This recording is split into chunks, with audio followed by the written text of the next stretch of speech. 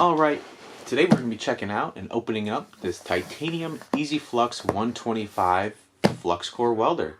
I've been wanting a welder for quite a while now. I wanted an inexpensive kind of entry level. I have done welding in the past. I've done some arc welding, I've done some MIG welding. I've never done any flux core welding, so I'm interested to see how that goes. But the reason that I picked this one is just because it was at my local store. I got this at Harbor Freight. It cost me like $222 like out the door. And it's just a welder that you can plug in just to your normal house socket. You don't have to worry about 240 volts or anything like that. It doesn't require an inert gas. It uses the flux core. So think of it like an arc welder. The arc welder electrodes have that kind of flux on it. Think of it as like the whole spool has flux all over all of the wire. So that is the shielding itself. The shielding is already coated on the wire, so you don't need any gas for it, so it's pretty cool.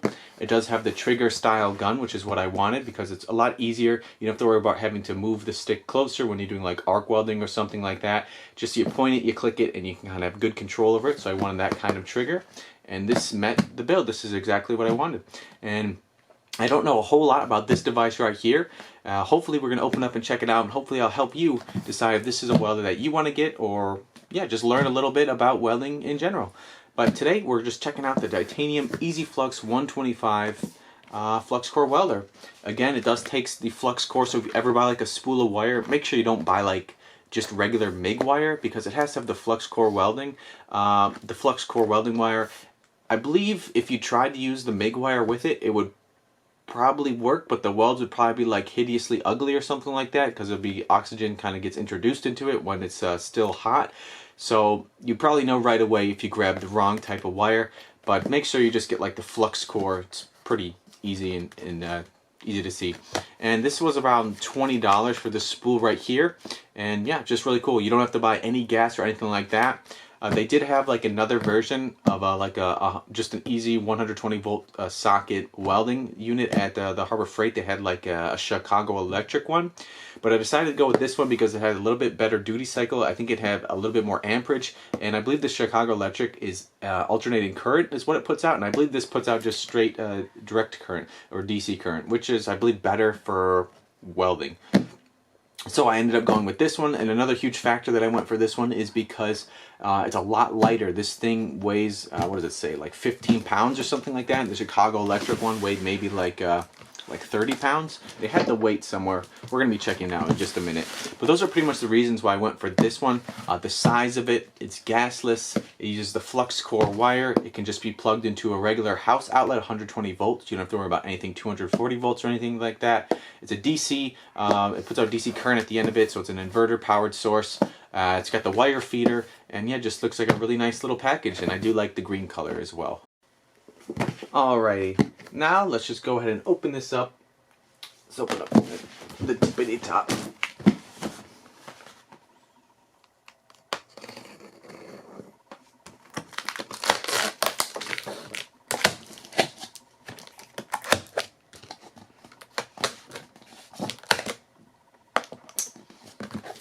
Small little package. First thing is, got a little bit of a manual right here.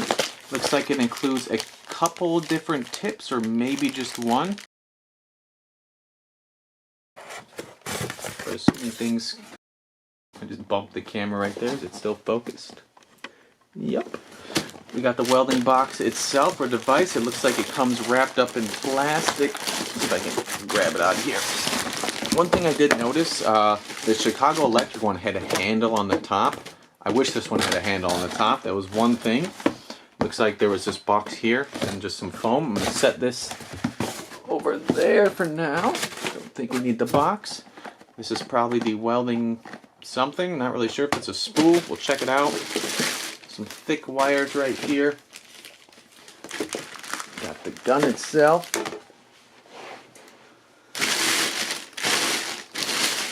It's got like a plasticky kind of smell to it. I'm not sure if that's the bag or what.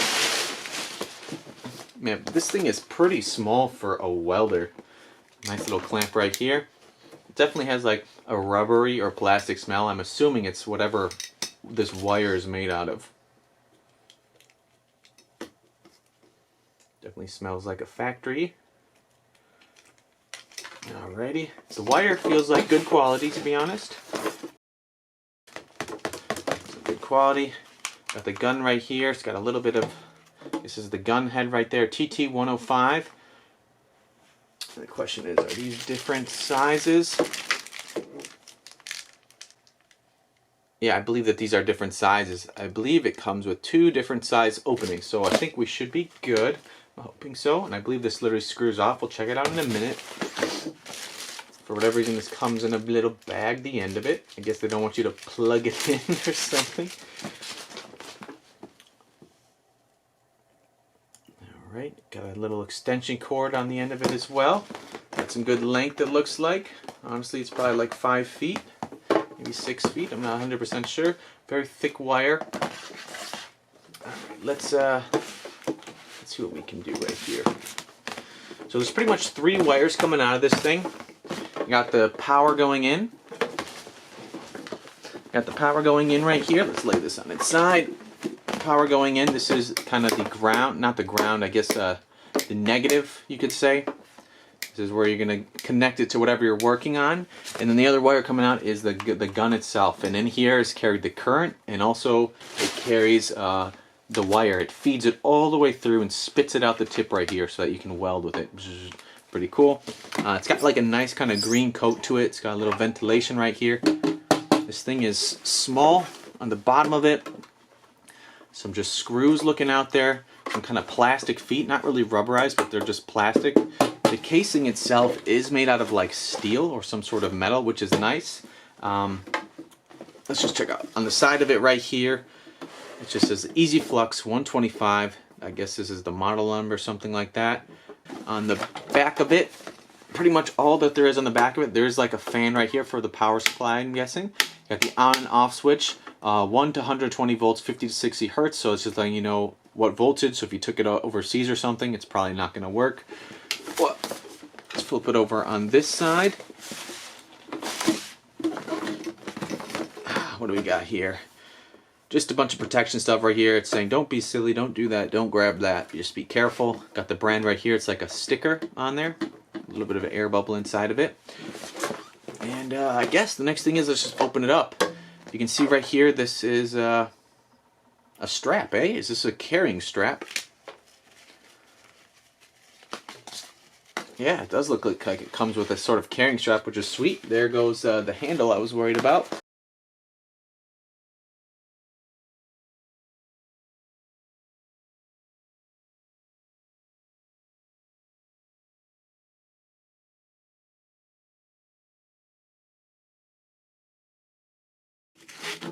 There we go.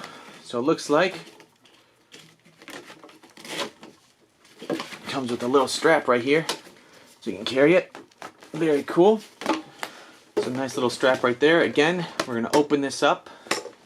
This is where the spool's going to go. And this is where you feed the wire inside. I believe this is the tensioner that applies a little bit more pressure on the wire just to keep it nice and taut in there. Let's see if we can open this up. So you can open it. These are the kind of bearings. The wire kind of feeds this way. I believe this one is motorized. It'll be spinning itself. You kind of clip it in and you tighten it. If you can do this. Just like that. And this is where the wire spool fits itself. It's got some spring tension right down there. So obviously spool this, so you can see this kind of threaded bit right here is cut at the top of it, so you can only really put it together one way, which is kind of a nice construction right there. The next thing is, let's see if we can, well, let's check out the handgun real quick. And then let's see if we can load it up. Definitely not going to test this till we're outside though. So this is the handgun itself. I believe the nozzles are replaceable. So I believe you just unscrew it, and then if you want to change it, you'd screw on another one and then screw the tip back on. I'm curious how these tips are going to kind of hold up. This part's rotating at the bottom right here. I don't think it does anything. It's just rotating. Just like extruded plastic right there. Got the little trigger on it. Cool. Very cool. And I believe, real quick before we try to load it up, I believe that this handle or the gun can become unscrewed.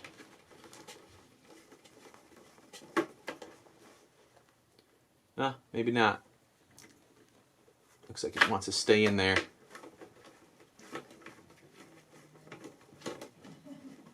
I'm sure if you had to replace the gun ever, there would be a way to do it. Alright, the next thing is, let's check out the manual a little bit and see how to load it. A little bit of the start guide right here. Tells you how to put the spool on there. We never really opened up what's this. So what is this? It comes with the spool, eh? That's cool. I didn't know it came with the spool. So I'm going to be probably trying it on this one first. And it is a little bit thinner, I believe. Yeah, it's the 0.03. It's a pound of it. Just like this. So this one should fit in the nozzle perfect. Yeah, it's a little bit less tight. So I'm going to be using this one at first. I might have to get a different nozzle tip if I want to use this one. I might end up returning this for just a different one as well. But let's go ahead and feed this into it.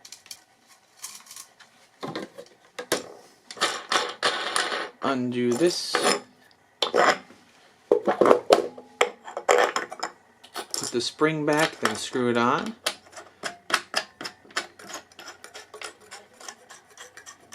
Very nice. And how do we feed this in here?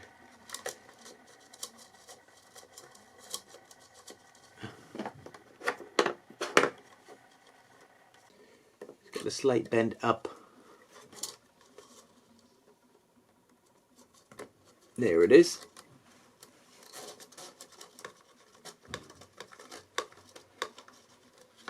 So it's in there. Close this back up. How do you feed this now? Alright, while I was going over this, I wanted to read this a little bit more. I just felt weird about using the trigger as the cold feed.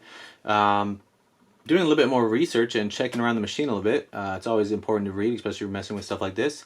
The image shows a hand like poking at the trigger right here as to indicate that this is the cold feed button, but I think that's foolish and I think this is a horrible design flaw. If you actually study the machine a little bit more, there's a switch right in it right here, and right next to it says the cold wire feed. So this is the cold wire feed button. So if you need to fill in, or I guess send the wire through, use this switch. You do not want to use this switch or the trigger switch right there. That is something that I found a little bit confusing with this imagery right here. I mean, what do you think this says? Take off nozzle and tip plugged welder in, turn it on, press the cold feed switch until wire comes out. It's telling you to do all these things and it shows a hand like pushing this button right here. Not the best design that I can say for sure.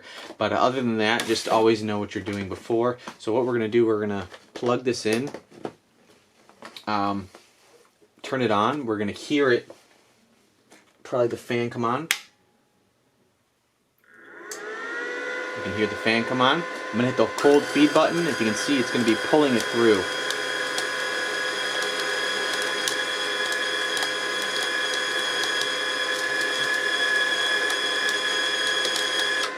Just like that. Perfect. So I'm going to go ahead and turn this thing off. So it's off. We'll probably hear the fan go off in a moment. There we go. I don't want to unplug it when the fan's still on because it's just cooling itself off. So right now I have the wire feed going on through there. I'm going to take this sort of copper sleeve again, slide it on there. Obviously nothing's plugged in right now. Just going to tighten it just like that. I'm going to give it one little oomph to tighten it, just a little oomph, just like that. And take this little plastic sleeve again, screw it on there, beautiful. Then this is where you give it the old trim. And we got the wire, the electrode sticking out of there right now. That's beautiful. Alright, so if you notice on the welder itself, there's two knobs. This one is for the wire speed. This one is for like the voltage or amperage. And for the wire speed, it's simple. All the way to the left is slow, all the way to the right is fast. If we just kind of watch it, you'll notice how I spin it, the wire moves faster, slower, faster, slower, faster. So that will be for the wire speed right there. Obviously don't play around with it, because when you do use the trigger, it is live current going through there. And this knob right here adjusts the current and voltage a little bit. I believe it's mostly the current that goes through it. So obviously less current, obviously more current, the more melted it's going to get. So those are pretty much the two controls, and you can kind of dial it in depending if you're working on like thinner, thick metal. But really simple controls and super nice.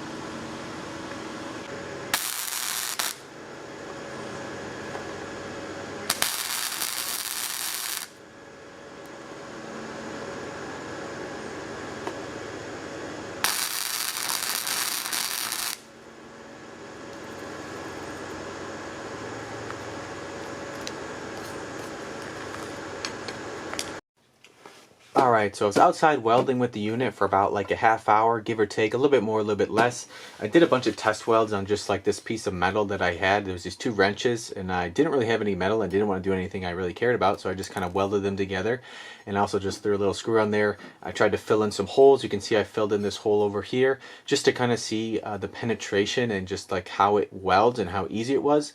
Keep in mind, these are very like crude welds, and I'm not like a professional welder by any means. And I'm sure after a little bit of time I can get some decent welds. Like you can see some of them. Some of them have a little bit of spattering and stuff like that, but you can all adjust that with like the feed speed and the amperage or voltage and stuff like that. So I'm not too worried about that. Once you tuned it in to whatever thickness of metal you're using, it should be a wonderful machine. But honestly, I'm super happy with the way it turned out. Honestly, the hardest thing for me was keeping my welds on center. The mask I had was pretty dark, and it was really hard to see where the line was, the seam that I was trying to weld together. So I just kind of wandered off a little bit. Other than that, I'm super happy and super pleased with this machine. It's a small little device. It plugs in just your regular wall outlet. The first outlet I tried it in, I did one little tack weld and it instantly tripped and it didn't work. So I had to try a different outlet, and it ended up working up fine. For a minute I thought I wasn't gonna be able to use this machine, but it did end up working just on a different outlet. And we just have regular like 120 volts, 50-60 hertz AC, and it ran off of it perfectly fine. The machine didn't seem to overheat or anything. I didn't run into like a duty cycle or anything where like I wasn't welding and it didn't turn off when I was welding or anything weird like that. I did mention outside briefly, you got 2 knobs on it. This one is for, I believe, the voltage and possibly the amperage as well, and then this one is for the wire feed speed, and that has to do with I guess the thickness of the metal, and also if you're getting splattering and stuff like that, you adjust the feed speed and you also adjust the voltage and amperage. Other than that, it's a super simple machine. It's got 2 little knobs on it. It's got the little back switch. It's got the little inside feed switch as well. It's got the little spool that you put on there. Super easy to fill it up and get it going. And I do like that how it has a little strap on it. But honestly, I'm super impressed with this little machine. It's so small, and I was welding some pretty thick metal. I'm not sure the penetration or anything like that on it, but honestly, I don't think I'm going to be able to get this apart ever again. I don't think so. But anyways, I hope this video was of help to you. I hope you learned something. I hope it made you decide if this is the welding machine for you. Anyways, just want to say thanks for stopping by. Keep on keeping on. Weld safe, and I'll catch you all in the next one.